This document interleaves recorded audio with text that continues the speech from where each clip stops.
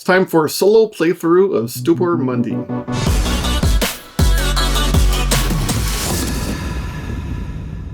Hey, I'm Will. This is Cardboard Minute, board game channel where I play board games, often solo. Sometimes I have friends over to do some multiplayer stuff.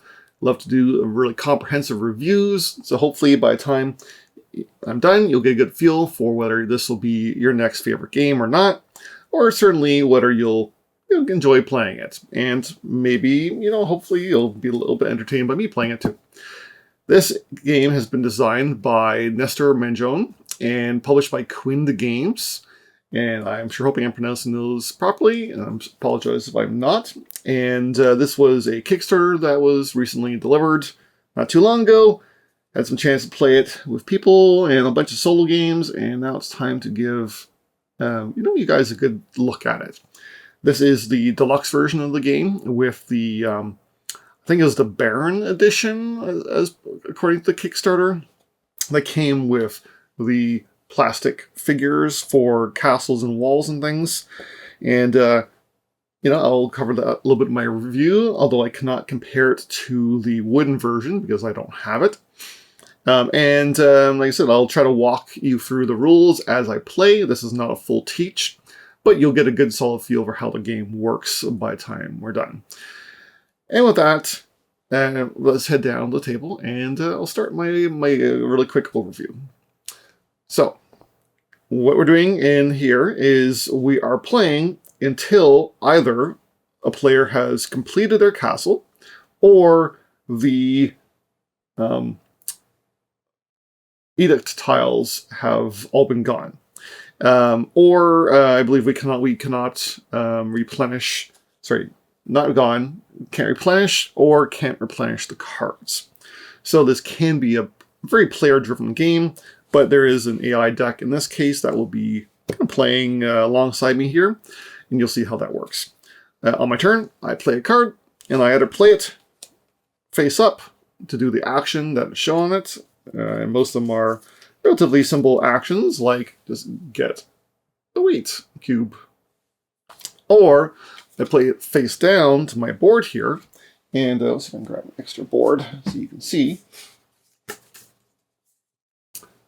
And when I play it to, oops, that's upside down. When I play it to my board, you see there are icons along the bottom, and the cards will point based on the spears at one of the corners. And those are main actions that you can take. And all the actions are essentially represented here. There are 5 main actions. There is the moving your, they're not peasants, I guess they're court members or something, along these tracks. These tracks kind of form into columns. Well, one has a jump where you skip straight over to the end, and one of them has a split. And each spot you are on will be an ability that is active as long as you are on it.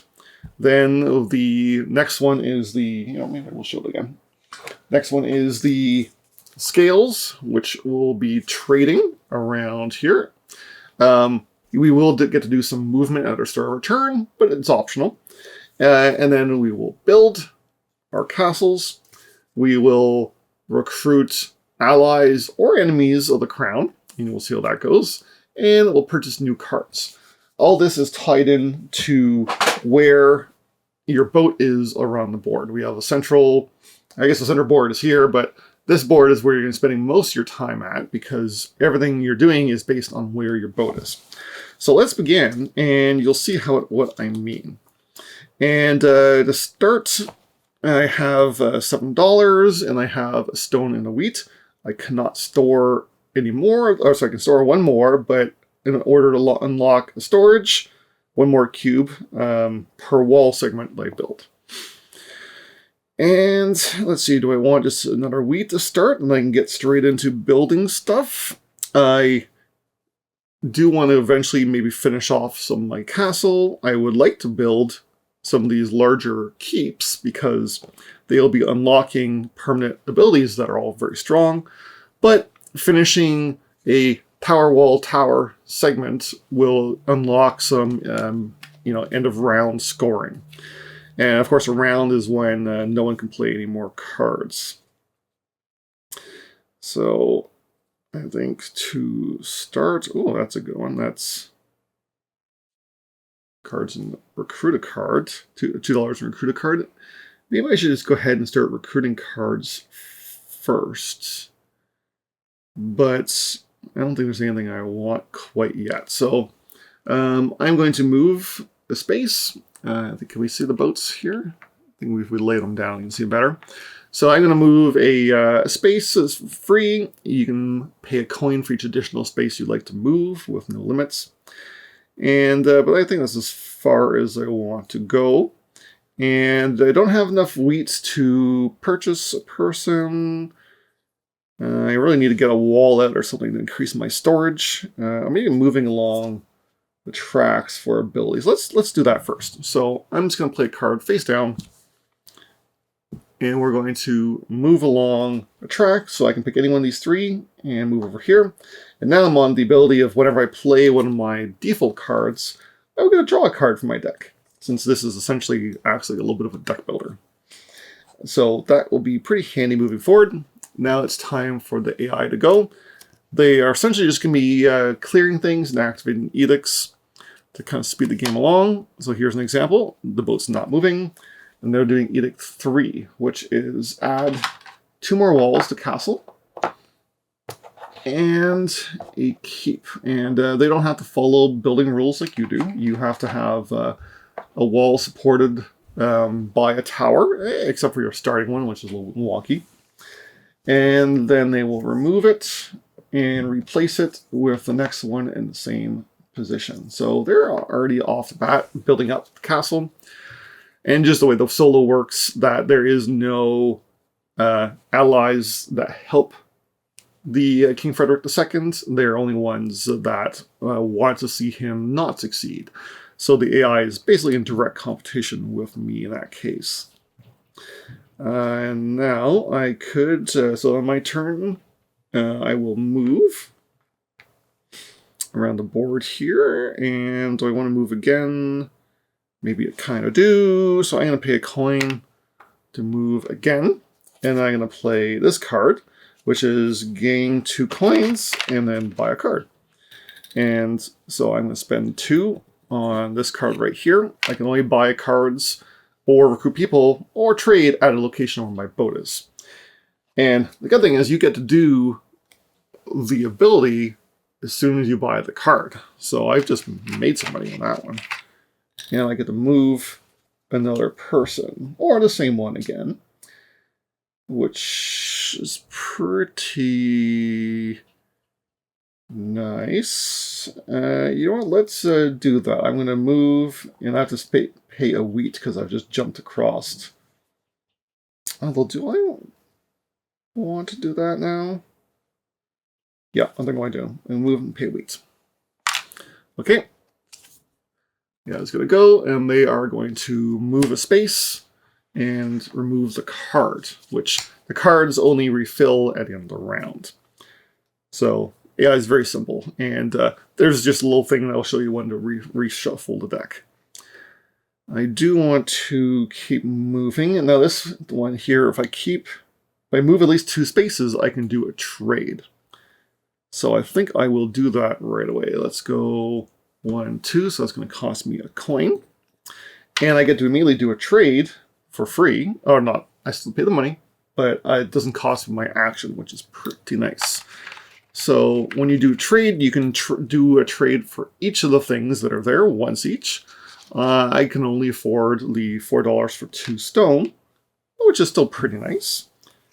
Because now I've got 3 stone, I can start building stuff. I wish I had an additional stone storage spot, but I don't. So let's go ahead and place a card. And I play the card, so I get to draw a card, right? Because, no, I'm not in that ability anymore. I'm not there. I got to remember that. So I'm going to play a card face down, and I'm going to build. And we're going to use all 3 stone that I just got. And we're going to build a tower. So now you see the towers here on the board. I'll bring up my example again. So the ones on the 2 over here activate when you place a ally over them. You'll get to do an edict. But these ones, if I have the money when I build a tower, I can activate them. So that's $2 to get a card, or $3 to recruit someone for free. You know, I'm going to keep this up here, which might be pretty good to start. Although, where I'm at, more walls than he has. I definitely do not have more walls than he does. But I'm going to go ahead and take them anyways. So let's build this tower. Spend the $3. And recruit the more walls than Frederick II does in that spot. So hopefully I can use some edicts here to clear out the walls. All right, AI's turn. He is going to catch up with me all the way around. And then my turn again. I think I'm going to stay where... Oh, I have no money left. Okay, I'm going to play my $3 in move card. 1, 2, 3, and ooh, the discount on the keep is pretty nice, but I think I'm going to move up here first. I need to get some storage, because there's no way I can afford to build a keep. I guess I could build a lower one of 3, but I'm not going to. Alright, next he is going to move, and he's going to remove one of these allies. And that would have been great to go there, but instead I think I'm going to play a card face down, which is one of my default cards. And now I am on this spot. And that will allow me to spend $4 for 2 stone. Alright. And then the AI is going to go, because they take the same number of turns I do. They're not moving, and they're removing an ally, but there is none that is available. So that is it for the round. Pretty simple. I've filled up everything I can. Eventually I can unlock this additional spot here, but I don't have that yet. So we are going to flip and reveal the ones underneath the stack. There are these red ones with the skeletons on them are just blockers. They just come out there. Same for these cards. Although they do have nice artwork, they just block a space for player council, essentially. And then we're going to refill some cards, starting up here. Ooh, 2 wheat. And down here, a stone in the move. Okay. Now it's back to... Oh yeah, sorry. And then I can choose to discard as many cards as I want, and then redraw. I don't think I want to discard. I'm going to hang on to those. Although the stone... Do I want to do that now? You know, I'm going to wait. You don't know, I'm going to discard that. Okay, and then draw back up until I have 5. So 1, 2, 3, 4. And it's time to go. What I really need is some wheats. I think I'll use my weaker wheat here. And yeah, let's go ahead and place that over here, maybe. Okay, get a wheat. All right, AI is going to move a space and do Edict 1. So AI always adds whatever it shows, never subtracts. But in the main game, you get to choose to either add or subtract things so they match. So for example, these 2 allies, you'd have to either add them both or subtract them both. If you're not able to do add, for example, you would have to subtract. But you could do the castle independently. And that way, players are kind of jostling for who is in control there. So that's not a great start. I need to get ahead there a little bit. Alright, I mostly have money in my hands, so I'm going to play a face-down card. I'm going to build. And let's do another tower. So there's 2 stone and a wheat. And I don't have the money. I'm flat broke, so we're just going to build one here. And now that I've completed this tower wall tower segment, I get to do the income ability right away, and then again at the end of each round. So that's it for my turn. Okay, the first crown we've seen so far, and the AI is going to catch up with me. Okay, now I'm going to play. I'm kind of glad he did that, because I have get a wheat for each ally that Frederick II has. Okay, let me see here. Oh, you know, I've been forgetting to draw cards. I keep forgetting. I should have had 2 cards. So this is going to fill me right back up to 3. 2, 3 cards. And 3 wheat. 1, 2, 3. So I'm flush with wheat. Excellent. Okay. AI is going to move. Oh, sorry, not move. And do Edict 2. So 2 coins. And move his worker. Man, I always get so many free actions. But it just depends on how the deck is shuffled. And then second last thing here, let's play one of my default cards. So I get to draw face down. And we're going to buy this ally here for 3 wheat. And this one is, as long as I have 3 or more of these like green allies, the ones that don't like the king, I can I'll get income from it. I'll explain how income works soon, because I will be getting income soon. Oh, you know, I should explain that. Was it last turn I built this one? Yeah, I should have explained. You get a point. So how the allies work is on the round. You get a point for each ally you have, and then you get an additional 2 points if their conditions are met. So, and I'm also going to build it over here. And since I want to remove some of his walls, I'm going to take this top one and knock down, or not knock down. I guess thematically you are hurting his chances of future planning. And it's going to give me $3. And I get to choose which one will be next.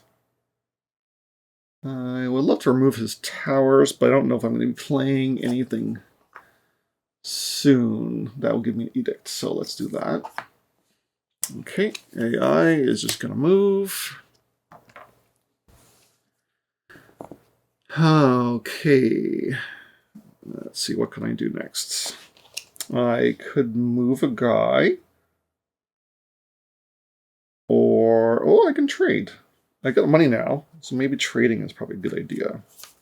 So play one of my default ones, draw, which I only have because of this ability.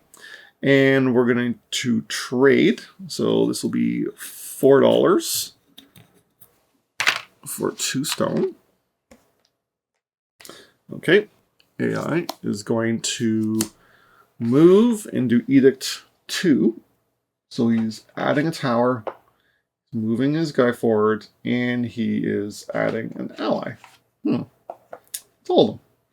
Okay. And he doesn't get the bonuses from them. Only I get the bonuses, because the AI is very simple. Alright, so it's end of the round. I don't satisfy either of those, so I only get 2 points. Alright. Now I could discard cards if I want. Let's do that. Let's discard. I think I'm going to want a wheat. So I'll keep this, and I'll discard these 2. And then I'll draw back up to 5. So 3, 4. And then let's shuffle everything.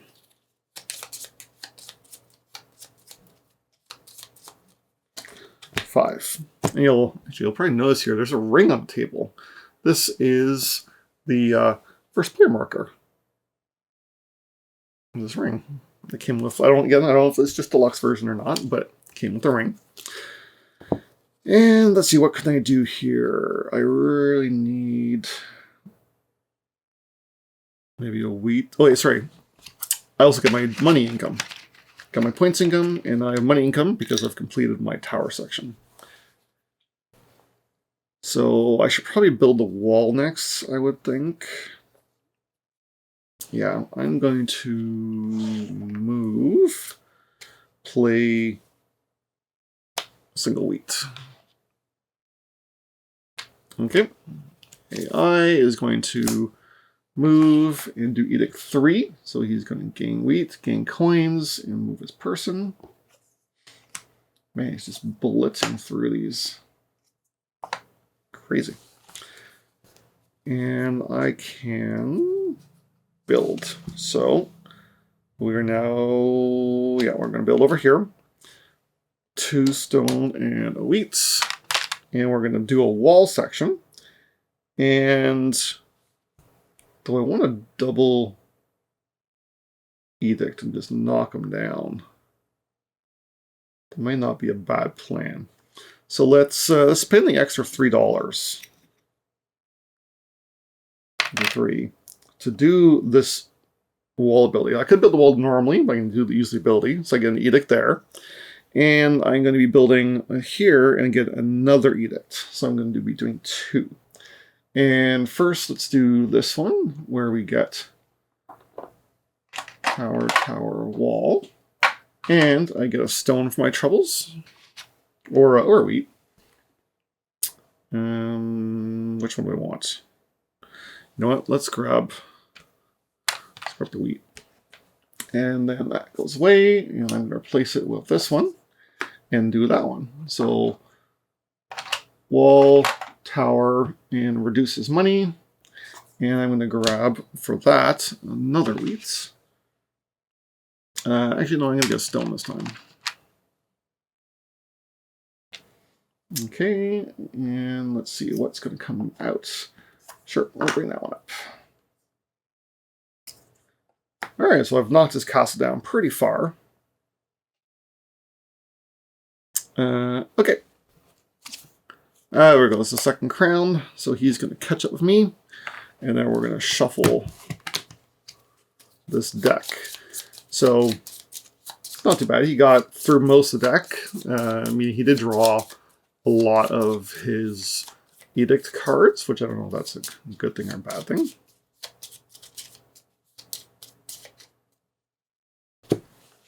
And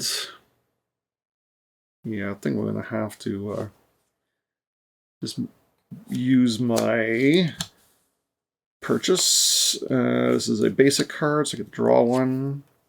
And I'm going to be buying 2 wheat with the 2 coins I have left. Okay. So I'm full again.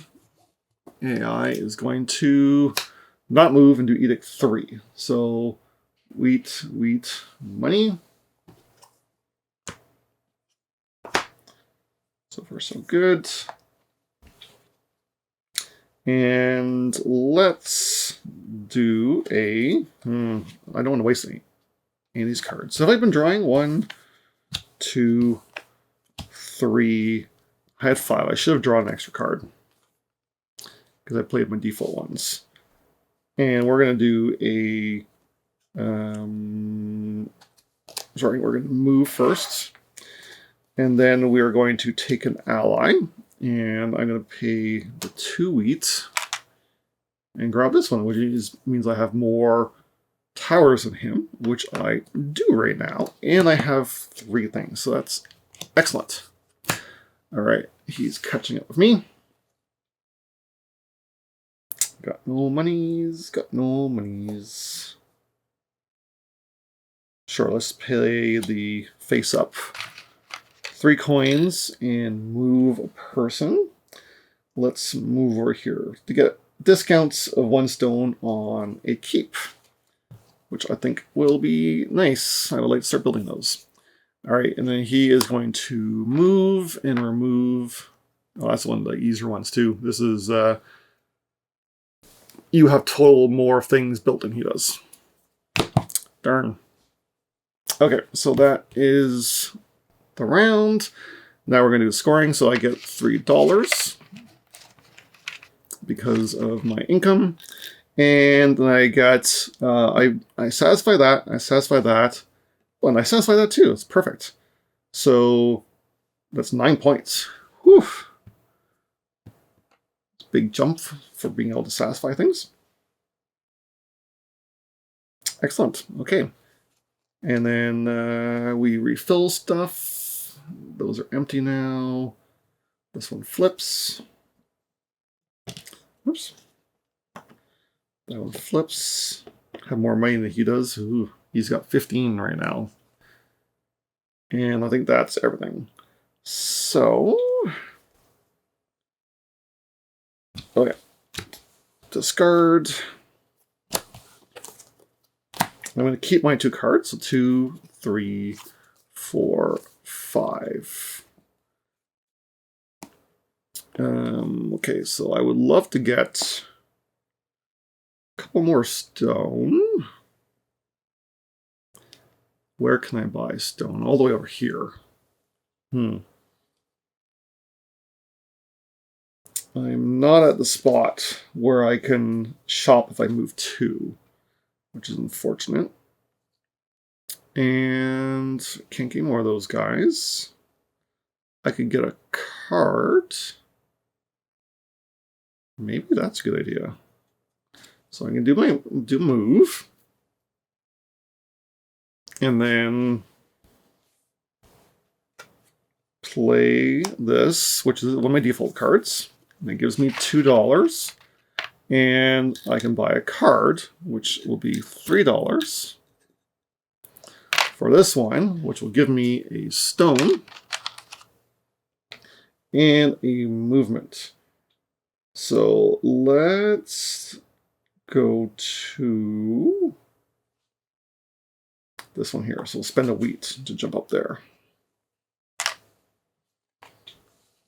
All right, looking good.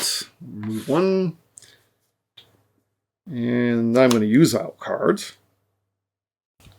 to get a stone, my 3rd, and to move a guy. Do I want them all on the same track? The extra draw is nice.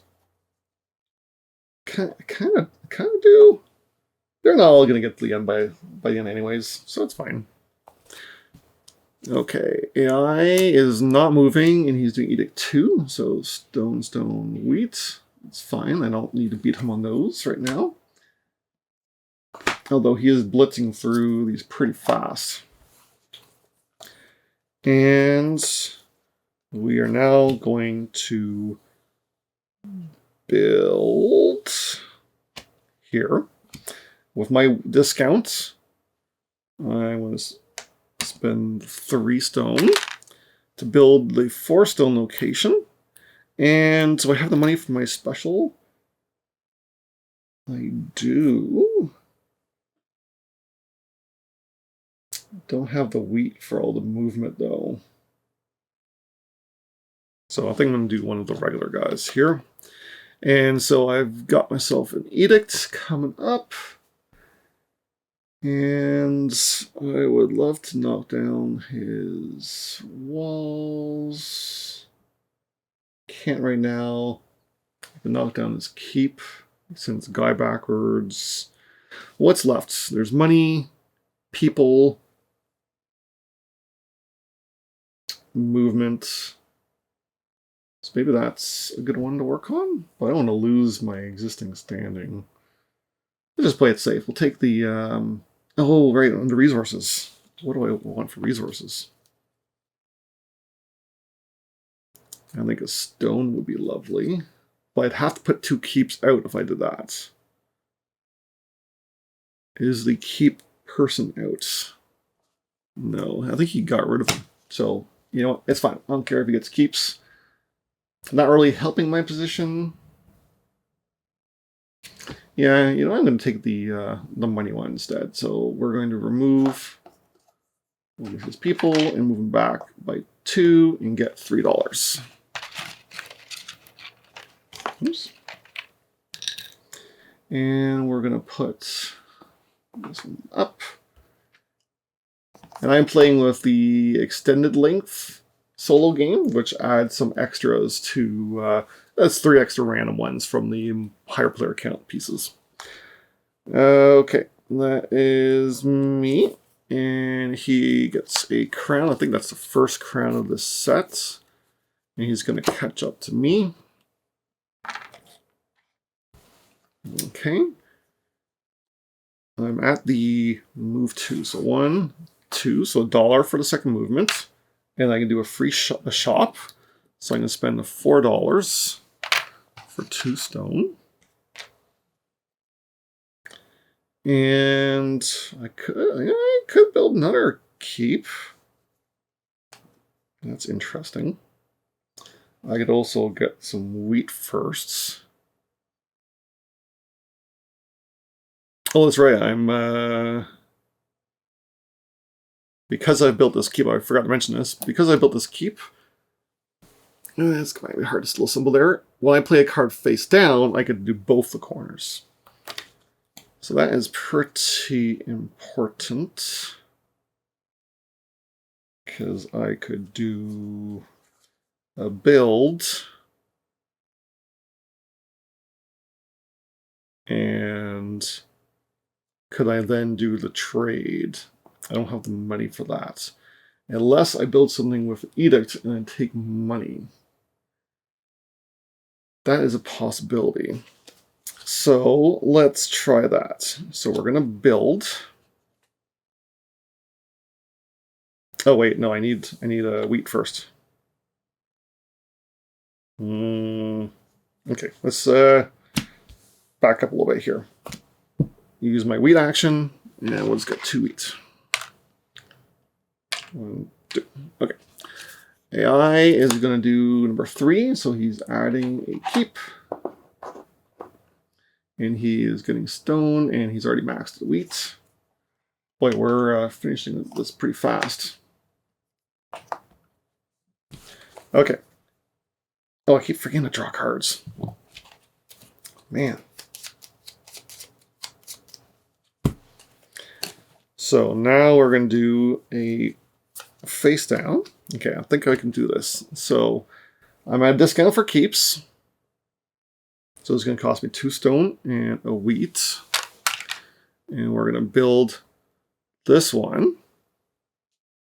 Don't have the money, so I'm not going to do that.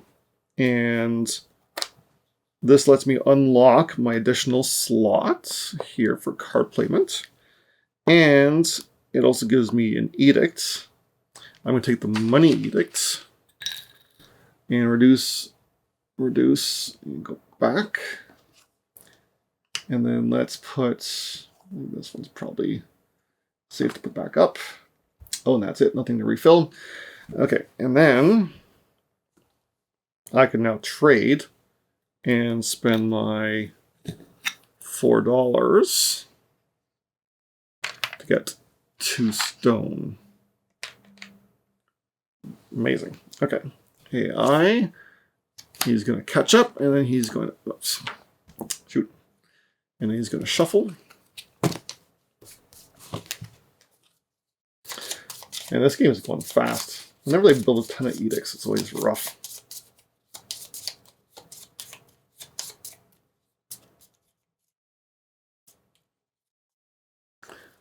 Okay, can I build anything? Do I have a build action? I don't have a build action. Is there a card that lets me build out there? No, there's not. So I could move.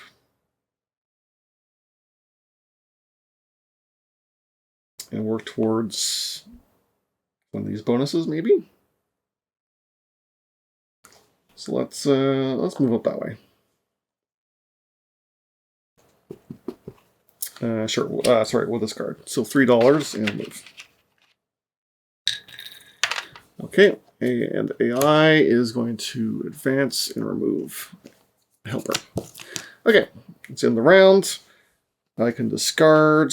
I am going to discard 1, 2, 3, 4.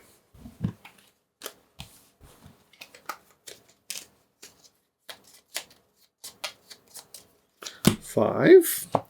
And then we're going to do money income of 3. In point income, I still have more towers. I have 3 people, and I have more walls still. So that's another 9 points. 12 to 21. And let's see if there's any refresh that we need to do here. We need a card. Definitely not ending the game by cards, that's for sure. Okay. So we want to move my person, and I can't. I'm not in the 2. I need wheat to move. So, and we have money to trade, so that's fine. I'm going to draw cards. So I think we shall move. And then play a card face down to move and trade. So move, pay a wheat, but I'm going to spend $2 on the trade to gain 2 wheat.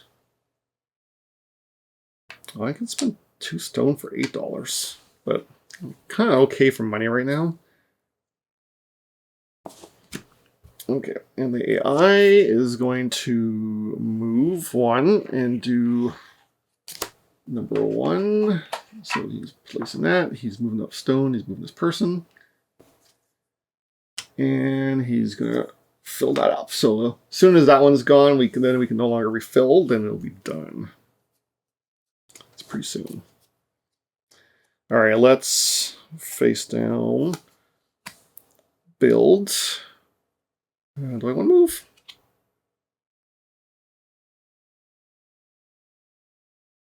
Sure, I'll move. And no, so not build, move person. So we're going to move. And now I've hit the end, I get to use this green tile. And if there's more players, you would have a stack of them.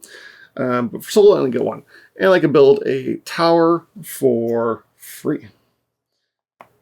And we are going to build the $2. Oh, you know what? I should have moved. I shouldn't have moved. I guess it doesn't really matter. Sure, I'll just build that one. And we're going to place it here. And then I would get a stone for completing it, but I have nowhere to store stone, so that's it. All right, AI is going to not move, but remove a helper. Okay. And I need... Oh, did I move the wrong one last time? I think I might have. I'll go to advance. And I got to finish up fast here. So I'm ahead of him on the thing I need to be. I need a new ally. Definitely not going to be able to hold more stone than him.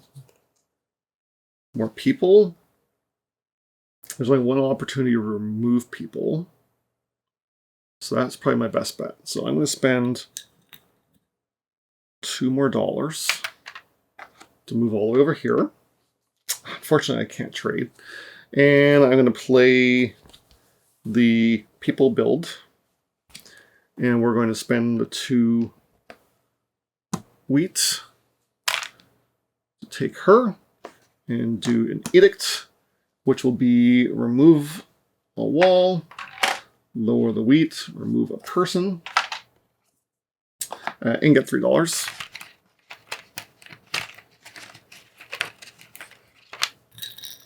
And then this is goners, goes up. And then I still get to do a build action. I'm still in the discount, so I can spend 2 stone to build that last keep. Increasing my hand size. Or do I want to do that? You know, maybe I build the... You know, I'm going to leave that one there. Oh, no, I want to move. Yes. Okay, I am building that one. I'm going to spend the $4. Oh, I don't have the wheat. Ah.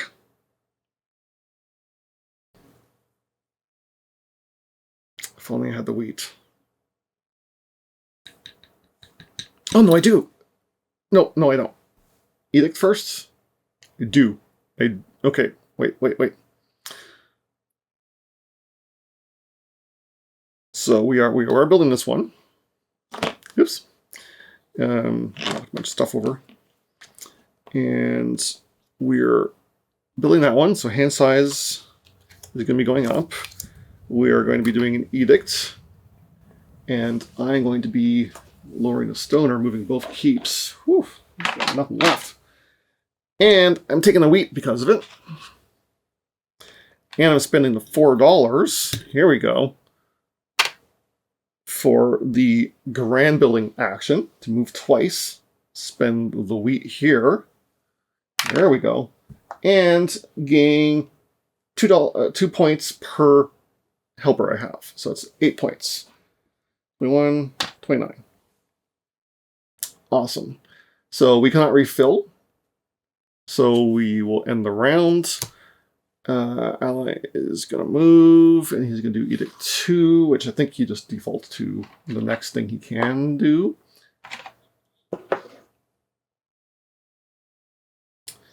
And I think it ends after that. I don't remember there being an extra round. Phase refill. Game after any round, which one or more... Oh, we finished the round first. Sweet. So, with that, I have more options. Like not having enough money. Do the things I want to do.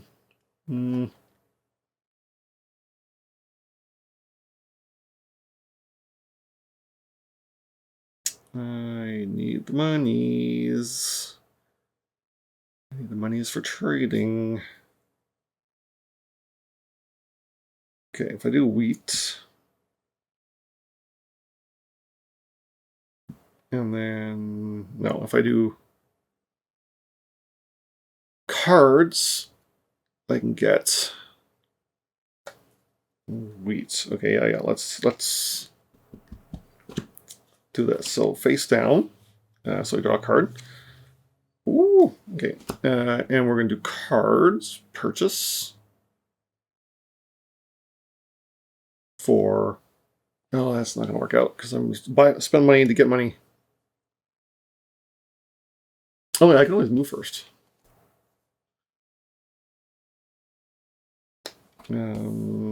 Cards. Yeah, I don't have them yet.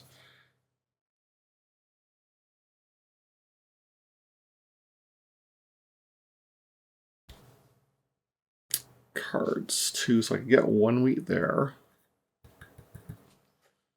And then... Sure, 1, 2, 3, no. Okay, that's not quite enough. I need a discount on my card buying, and I don't think it's possible. Okay, so instead of playing that, maybe I should just play a wheat. Let's get a wheat. Okay, I vaguely have a plan. Okay, AI is going to... Oh my gosh, no! Ah, he's going to remove the card. Ah, that's the one I wanted. Okay. We're going to move. We're going to get $3 and move my person, which honestly doesn't matter anymore. Guess I'll spend a wheat. And actually, no, I'm not going to move it because I think stuff gets converted at the end of the game. Yeah, $2 per resource, so I'm not going to do that. So yeah, I just need the monies. Money. For... I get to do that. And that doesn't help me at all.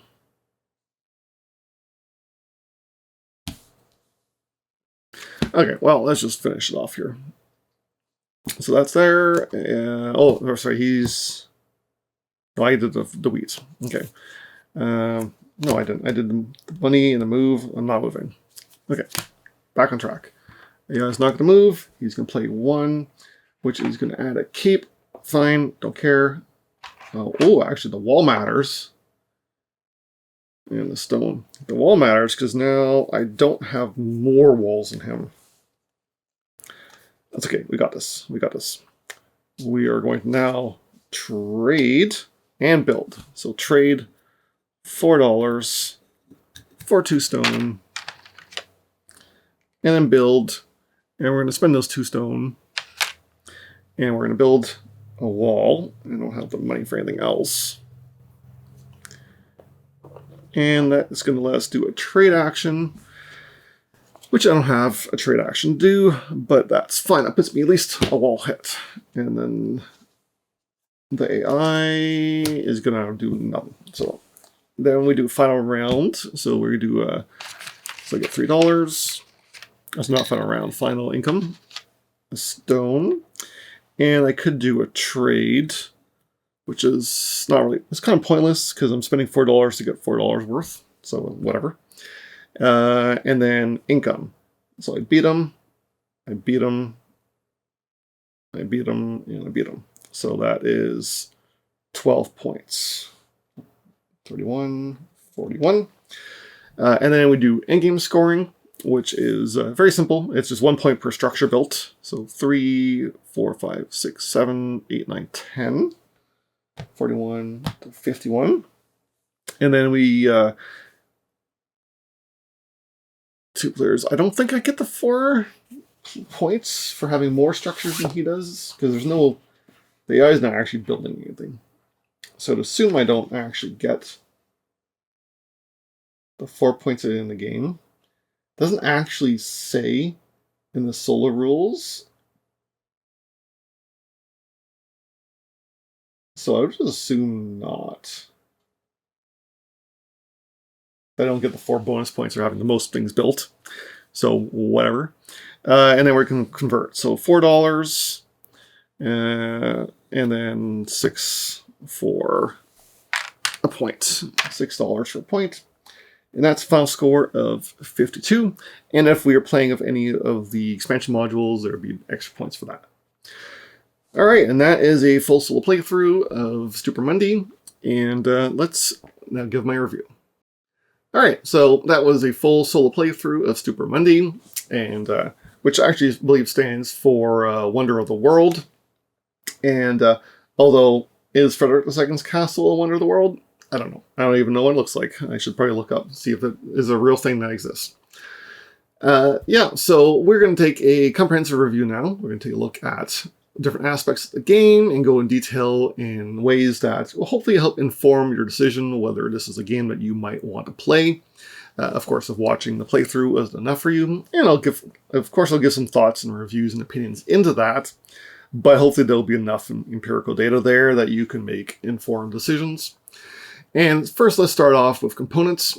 First of all, this is the, like I said, the Baron edition from the Kickstarter. So I believe it will be, much nicer than the retail version would be.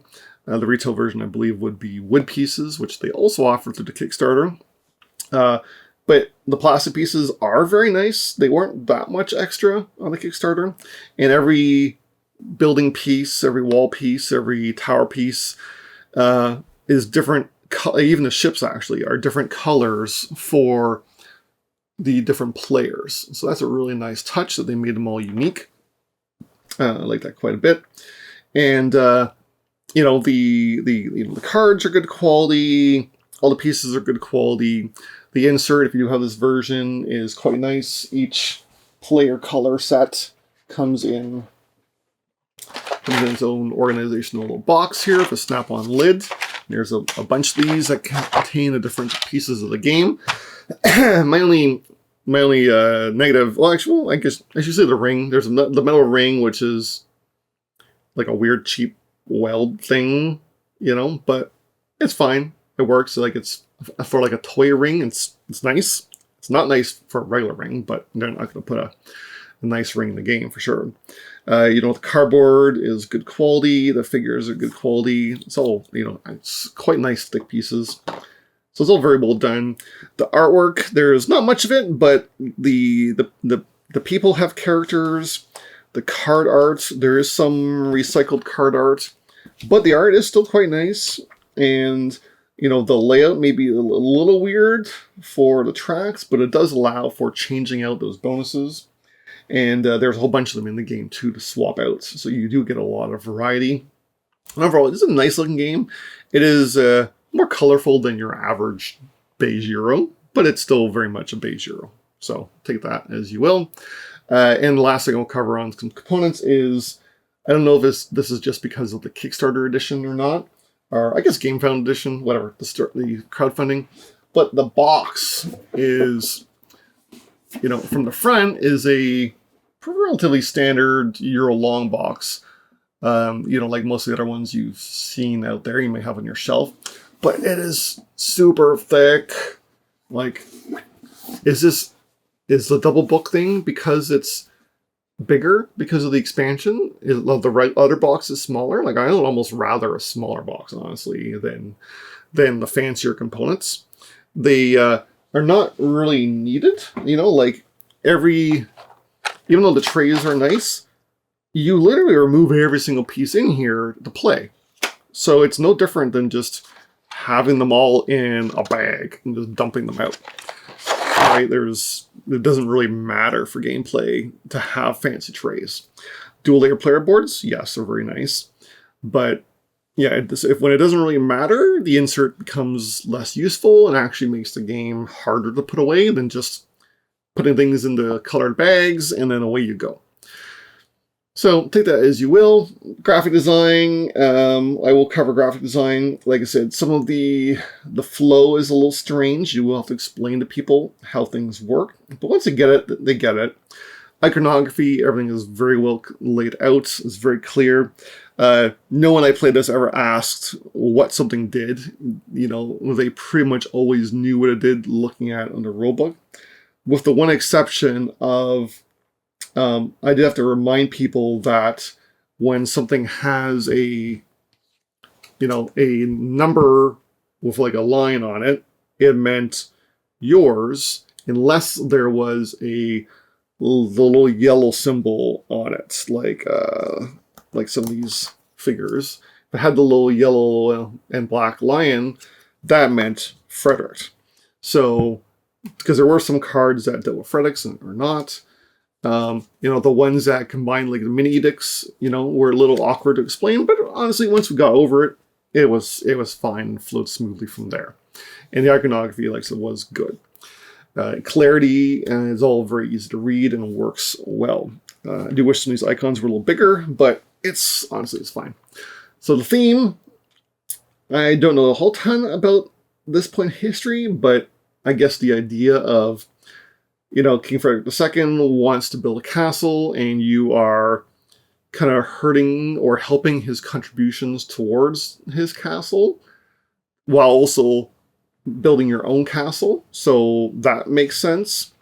The traveling around to, I guess, maybe hire architects or gain aids, to like allies rather, to help you, kind of makes sense. The trade, it's very abstracted though.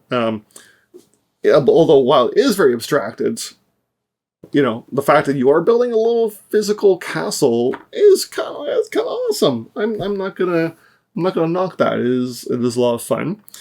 The fact that different sides of your castle provide income, who cares? There's not a whole lot of connection there. So this is not a deeply thematic Euro, but there's some elements in there. It's not too far off. And the look of the game does lend itself towards the era. The people look like the drawings in the manuscripts a little bit, but they're obviously new for this game. They're not copies of old ones. So that works. All right, on to types of player interaction. Is it positive? Is it negative? And this is where things start to get a little weird in this game. Weird in the sense of largely where the edicts come in. Because most of the interaction is pretty obvious, right? Like, oh no, someone went there first and took the card you wanted. Okay, that's going to happen, but the ease of moving around the board means that there's always going to be something interesting. You may have to pivot and change your mind on what you were going for, but you're never outright out. You know, there's always stuff to do and fun things to do too. But where it comes in really weird is the edicts.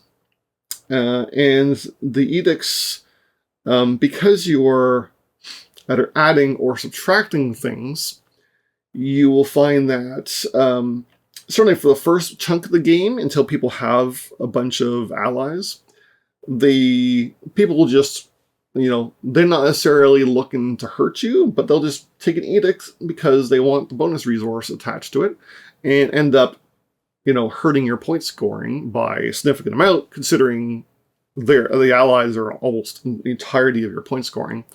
So they might hurt you quite a bit just out of pure accident. But once things get rolling, I think the premise is better than the payout, because it does work, but it doesn't ever feel super engaging, because you are supposed to, and I can see what the designer's intending. You're supposed to build these alliances where, you know, maybe you want the king to have keeps, but you don't care about the walls, but then someone else who is, you know, another player at the table wants walls, but doesn't care about keeps, so you kind of trade off in that sense. You know, or maybe someone's in direct competition and they want to build walls and you don't want to build walls, and so you're trying to grab those edicts before they do to knock the walls down, which is hurting their scoring, but it's confrontational on purpose, and it's never, you know, hugely painful. Like, it always, like, even though it does amount to being a large part of your score, if you lose the ability to score the extra 2 points per turn. But I mean, I say large, like, I only scored 52 points, and I got some pretty good combos, I feel like, this game, despite the AI moving really fast. So, like, I get that push and pull of some people want to help the king, some people want to hurt the king. You might be split yourself. You might want you know, him to have lots of allies but have no money, for example, you know, or some combination of those things. So finding where the balance is between all the players and who wants what is one of the most interesting parts of the player interaction, but it never elevates to a level where it is really satisfying, if you know what I mean. So complexity, the rules are actually pretty simple. The rulebook is, you know, while relatively substantial, you know, there's 20 pages of, oh, not even, that's the expansion. There's only 16 pages, and there's lots of big illustrations showing how to play the game, these full examples. The game is actually relatively simple. There's only, there's only 5 things you can do with the game, and they're all very intuitive, and they really make sense. So teaching the game is relatively easy in that sense. And the interwoven connections are also not too difficult either. You know, you got to build up walls, you know, walls and towers in order to get income. You know, you want allies to score points. You want to do edicts and knock things down. All these things do flow and make sense. The complexity where it comes in, and really a lot of the meat of the game too, is in this diplomat track, the series of boards that get kind of randomized each game that give you progressive abilities as you move down them.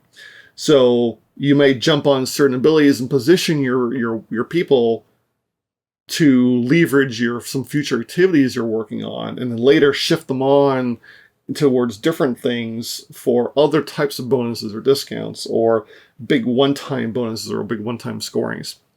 So that whole track is very interesting. I've not seen a lot of people move down that center track, the one you have to pay a whole bunch of wheat to go down, but the fact that it jumps and skips a couple of spaces right to the big scoring tile is pretty enticing too. So that is, like, you know, the well, the meat and potatoes is here. This is the gravy that just kind of helps pull everything together into a spicy combo that is is really interesting and has made me want to go and build things differently each time I've played.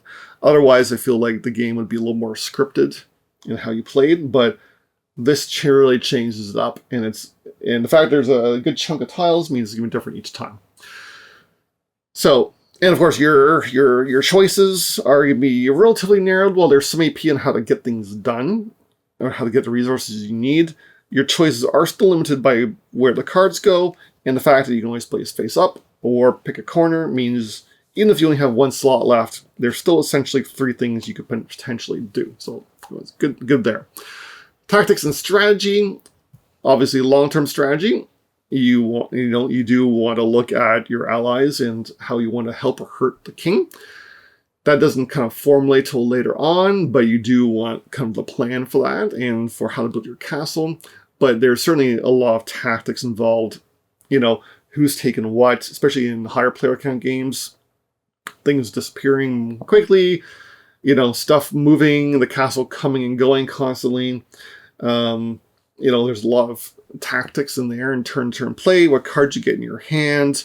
All those things will inform the turn-by-turn strategies, whereas the long-term strategies, like planning out your routes on the abilities board, will pay off.